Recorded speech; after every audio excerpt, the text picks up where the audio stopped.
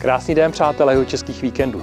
Další díl je z Vltavotýnska, nedaleko Bechyně, a začínáme u ústí Židovy Strouhy do Lužnice. Po žluté značce se vydáme do tajů Židovy Strouhy.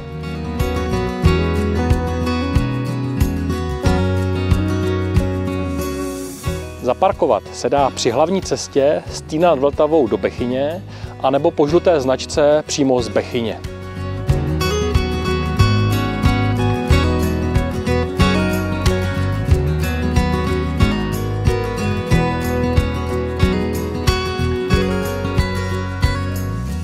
Židova Strouha je potok, který pramení asi 1 kilometr jižně od Bzí, v nadmořské výšce 519 metrů.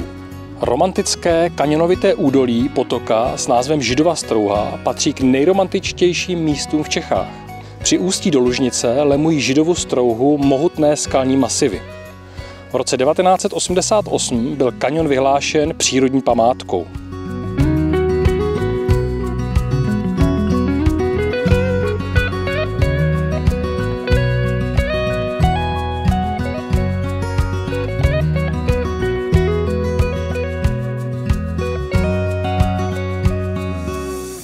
Víte, proč je to Židova Strouha?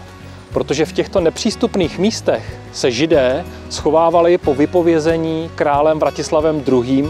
Z českých zemí.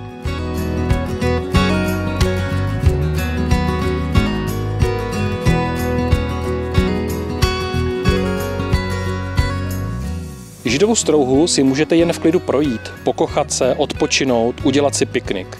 Nebo se po modré vydat na okruh kolem bývalé hájenky až do Nuzic. Za nimi sejdete zpět dolů k potoku a projdete se ještě jednou jeho krásnou scenérií a poté se vrátíte stejnou cestou do Bechyně.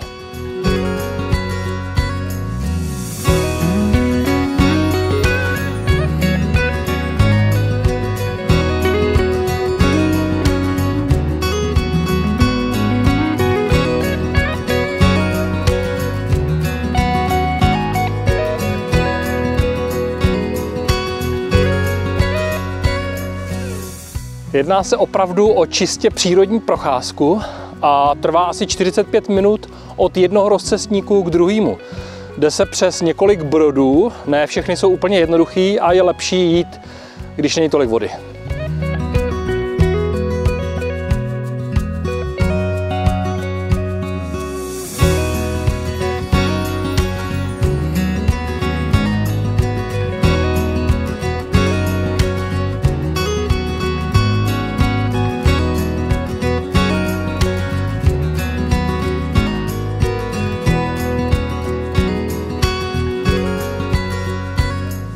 Další díl Jihočeských víkendů je za námi. Tentokrát Židova Strouha na Bechyňsku.